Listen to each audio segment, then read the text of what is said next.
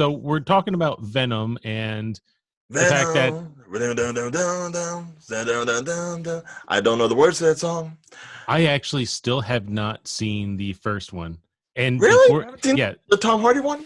no, I haven't. But the problem with me is comic book movies have improved so much that when one comes out with moderate reviews, I'm instantly like, I can hold off on that. And I usually hold off for a very long time.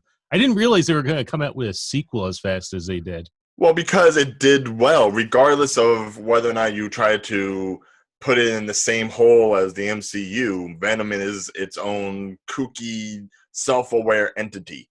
It's kind of like that borderline between being serious enough with its content, but being Deadpool enough to know that it's kind of weird. I guess that's the other turnoff to me too, is because it's not really part of Spider-Man, and Venom. His entire backstory is so integrated with Spider-Man's that a Oh, wait. Spider-Man less Venom is kind of weird.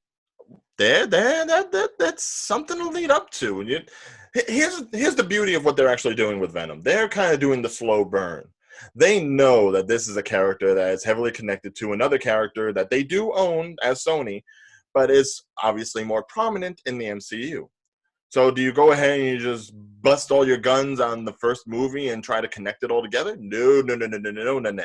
You go ahead and you give that slow burn. You work it up movie to movie, little tease to little tease, and that is probably more evident now with what they've arranged with this new Venom sequel. Now, of course, we all know that Venom has been named Venom Let There Be Carnage, which is a interesting turn. Obviously, it's not borrowing from any of the major comic storylines that we know, like Maximum Carnage, Absolute Carnage, Venom versus Carnage. It's becoming its own entity, which I like. I like that they're not necessarily having to lean on to anything in particular. It's not like the first Venom was called Venom Lethal Protector, even though it borrowed heavily from that storyline. And we know that its date has been pushed back from this coming October to now next June, which would have put it about 3 weeks from its debut to Spider-Man 3. Now, that would have been very chaotic, but we also do know that later on this week, they at Disney have moved Spider-Man 3 to November 5th. So that's Hmm. putting now a good buffer between the two movies. Now, if there Hmm. wasn't going to be any connectivity between these two, I would say leave them as they were. If they're not supposed to be connected, Venom can do their thing, Spider-Man will do their thing, and it'll be all nice. So why do the move? Well, my theory on that, if the movies aren't connected whatsoever, is remember, Not yet. Sony is not quite Marvel. They don't have so many movies that they can only separate them by a few weeks apart. Sony has like this franchise. So, like, well, we don't want to put up one major franchise we're trying to build against our other franchise that which we still get money off of. They probably want spacings for one to gather enough money and then the other one to start once November comes up. I could see that too, at least from a business standpoint. It's a possibility that they're simply doing it from a financial standpoint where you don't have one necessarily leeching off the fans of the other, much like a symbiote. But there has been enough teasing going on that while there obviously hasn't been a major connection between Venom and Spider-Man as of late, although you could easily look at the Venom movie and maybe cherry pick a couple of items that are like, oh, well, that's from the Spider-Man universe.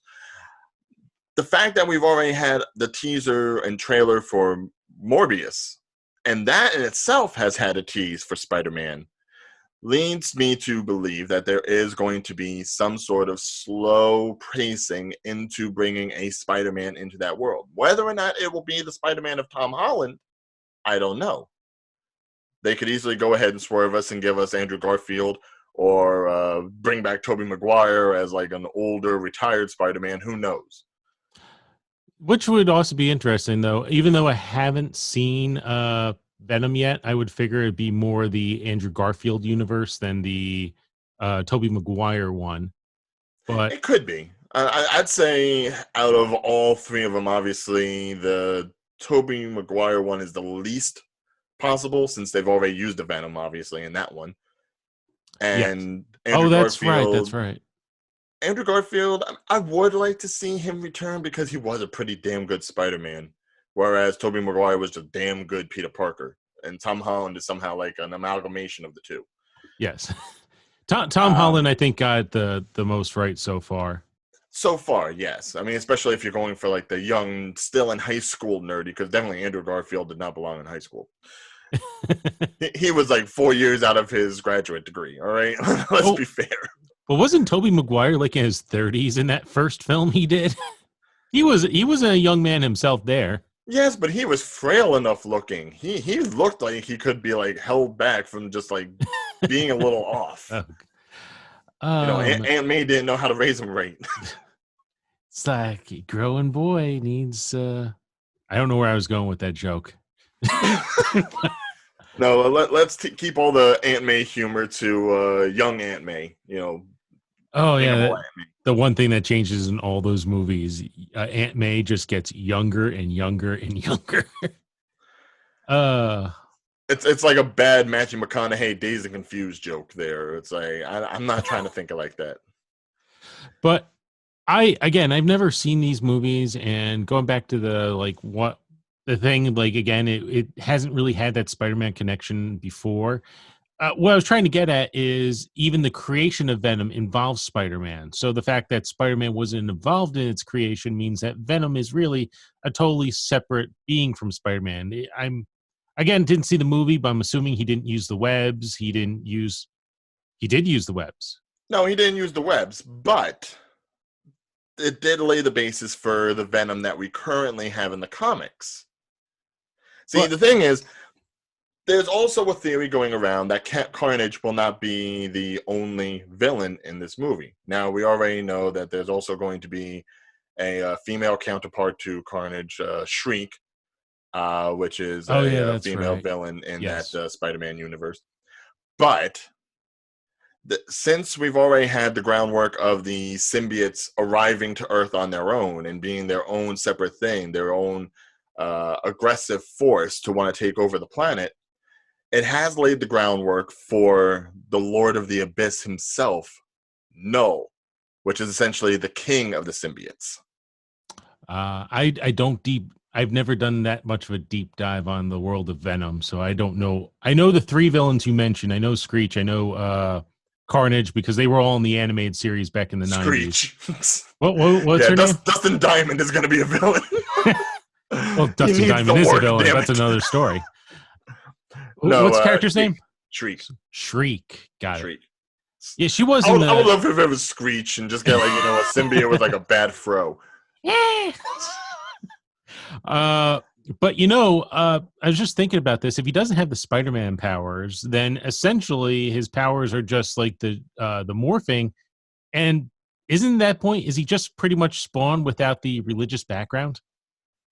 Because technically, that's what Venom was. Venom and Spawn were created by the same people. And pretty much, it looks like Todd McFarlane just transferred Venom's powers to Spawn and then added a whole bunch of religious background stuff. And I know there's a word for that, and I can't think of it because I suck at English.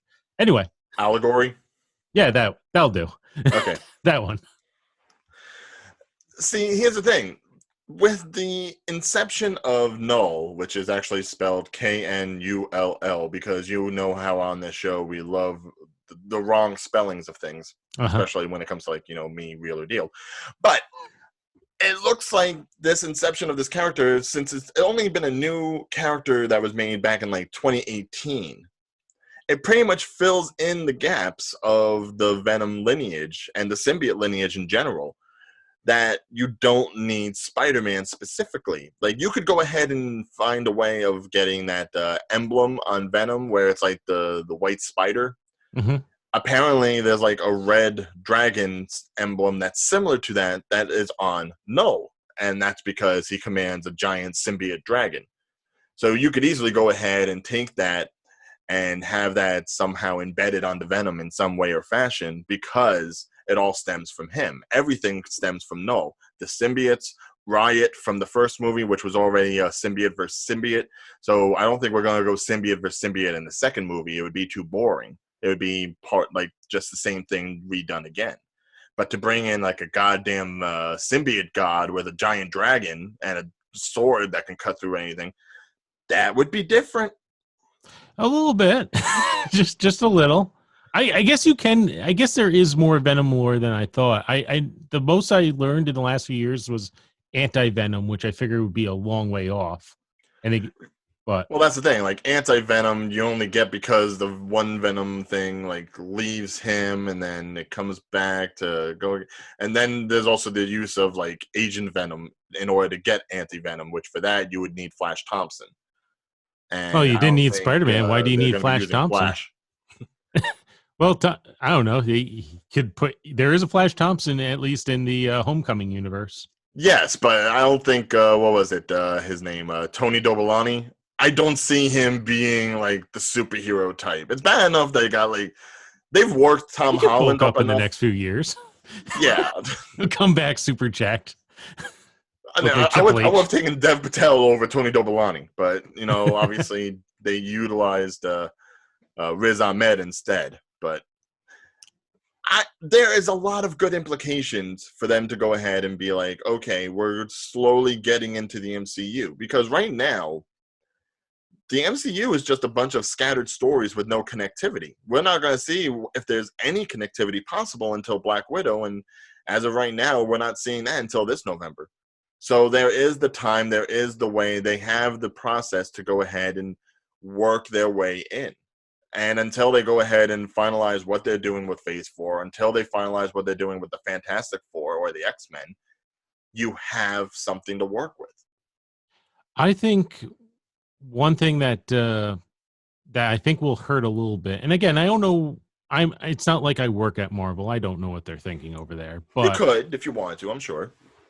Either way, I by the way, I actually found out Kevin actually lives only a few towns away and one town over from you. So who? Kevin Smith? No, Kevin Feige. Feige. Feige. That's it. Feige. Fog, Fum. Well, my chance of ever working at Marvel just went down the drains. But what? I'm the one that said the name. Yeah, I'm the one who screwed it up. But they're moving back Doctor Strange to, I believe, 2022 now. So that's that's taking the March date because Spider-Man is kicking Doctor Strange out of that date. Right. So that's going to be 2 years back now. And that was the movie I figured would combine all the universes because, you know, Marvel's got to kind of figure out what they're doing with the X-Men. So if they want to bring any of the X-Men from Fox's universe in, they would need to do some sort of multiverse thing. They got to do something with Deadpool because they are going to do another Deadpool movie. So do you keep Deadpool in his own separate universe or do you bring him into the MCU? They got to figure that out. I figured Doctor Strange and what was it? The multiverse of madness. Yes. I figured that was going to be the thing that like it'll open up dimensions and allow people to pass through and kind of get all these old characters in. But there is the final linchpin in all of this. Marvel having the setup that they do with their timelines and how one movie really like connects to the next. Mm-hmm. Why would they go ahead and move something and switch dates around rather than what they initially did and just push everything back still in that same linear storyline and timeline that they had set with the releases? Maybe it's because they could actually work this Spider-Man multi-universe thing into the multiverse of madness now, given that the extra time has been given to make the proper tapings and rearrangings and editings to make that happen. And that's right. They haven't actually started taping Doctor Strange yet. I'm saying taping. I should say filming. Filming, recording. Have they even started writing it yet? I heard a rumor that it wasn't even, they hadn't even started writing. I'm thinking they probably have started writing some of it. The biggest news on that was that Spider-Man 1, 2, and 3 director Sam Raimi was finally attached to direct. Yes, I did. Yes, I saw that. So, I mean, all these spider webs are interconnected, man. I'm telling you. That'll be interesting too. I don't know how I'm gonna feel. Like I like Sam Raimi's work, but his work belongs in its own separate place. I don't know how I feel about him doing Doctor Strange. I don't know if I'm gonna like it too much. Though did hear that Bruce Campbell is now petitioning for some sort of role in Doctor Strange along with Sam Raimi. Do you want my honest opinion? You know Yes. what I'd love to see happen with Bruce Campbell? Yes. I want him to be Uncle Ben. Hear me Oh out. no, Hear me out. actually, We have not seen an Uncle Ben in the Tom Holland verse. this is just going to add on to Bruce Campbell because he's already talked about how he's the only person he's named Spider-Man, defeated Spider-Man, served Spider-Man, and now he's going to raise Spider-Man. Why not? I could honestly see him and Marissa Tomei being a couple. Can we change it so now that the instead of you getting Stan Lee, now it's just Bruce Campbell every other movie, and he's the new Watcher or something like that? Well, I mean, that would kind of fight Ryan Reynolds, I think, a little bit, because I think a lot of people have petitioned for Deadpool to be the new Stan Lee. What if we got like an Ash versus Deadpool scene and just like had them fight it out for the ownership of Stan Lee-ness? That would not. I would like that. That just gives me views back to when Ash fought off the Marvel zombies a few years back. One of the comic books. See, in the comics there is President. He is in the Marvel universe, kind of, sort of, except for whatever comic he normally stars in, which is totally separate from Marvel.